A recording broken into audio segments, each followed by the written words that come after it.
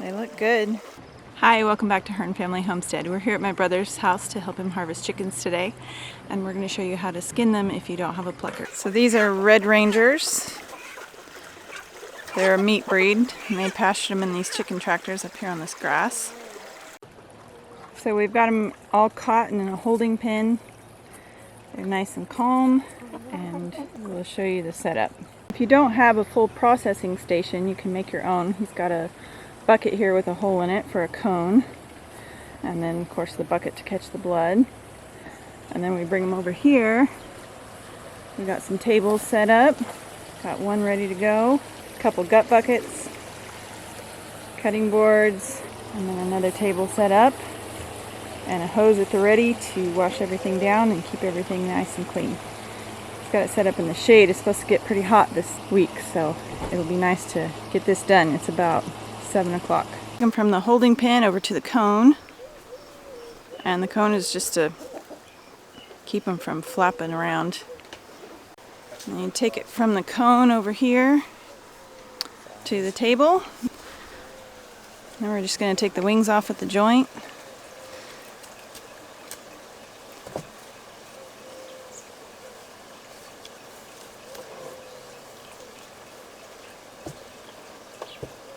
Same thing with the legs.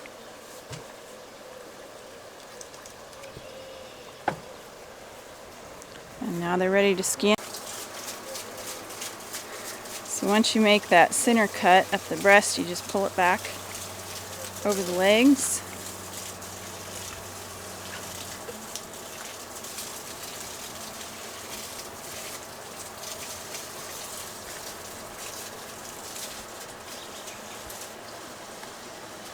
On both sides.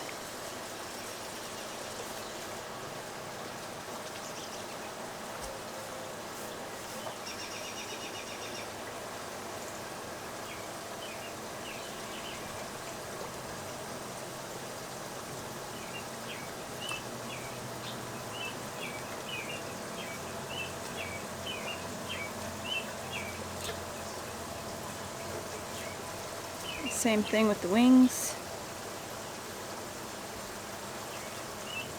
Comes off nice.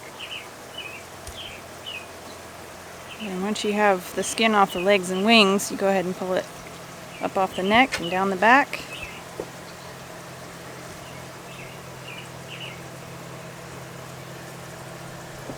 Cut off the tail so that you can access the insides.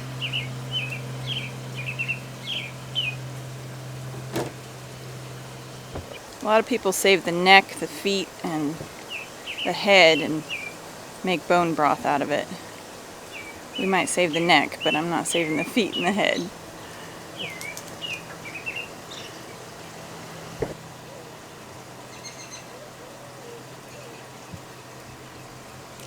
And you just reach in there and kind of put your fingers along the ribs and scoop everything out. You got to make sure that esophagus goes all the way through. That's why you cut the neck off first and loosen up the other side of it.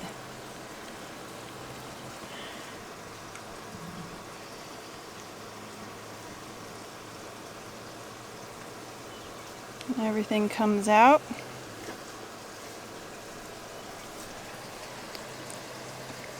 And just cut down the sides.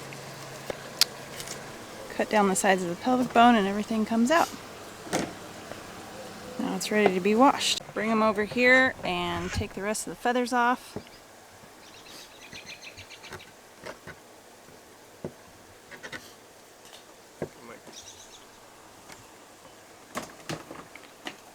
And then they get hosed off and they go straight into this ice bath. And then we dip them in a peroxide bath. And then if we're cutting them into pieces, we do that over here on this clean table. Alright, so after you get the guts out, you go ahead and spray it off.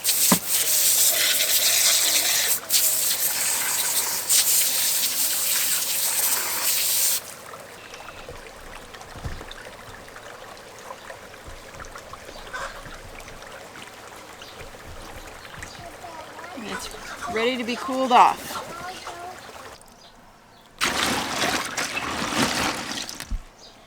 once it's cold,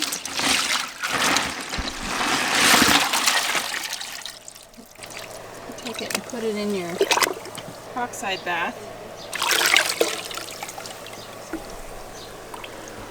And then after it's soaked in the peroxide for a little bit, it's ready to bag.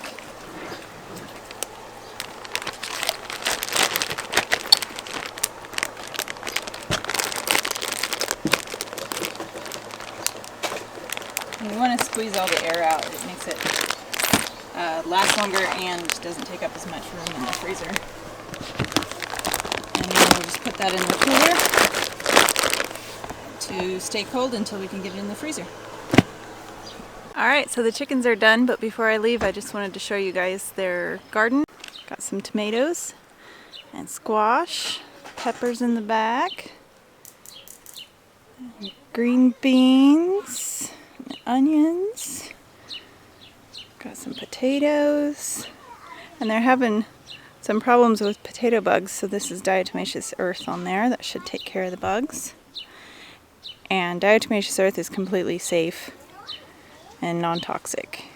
And there's the milk cows hanging out, and their calves. And this is their berry patch. These are raised beds that my brother made. There's the raspberries, and here's some blueberries.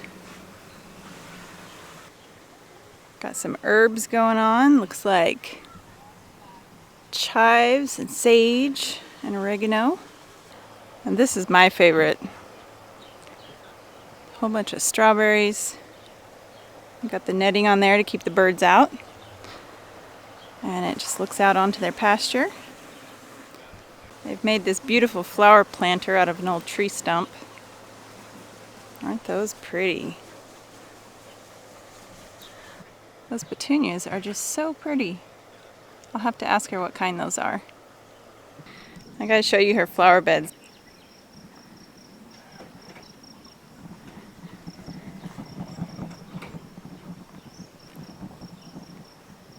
Got some daylilies in the back and petunias in the pot. I don't know what kind of shrub this is, but it's got like almost variegated purple leaves. So we're all finished up. Thanks for joining me today, guys, and we'll catch you on the next one.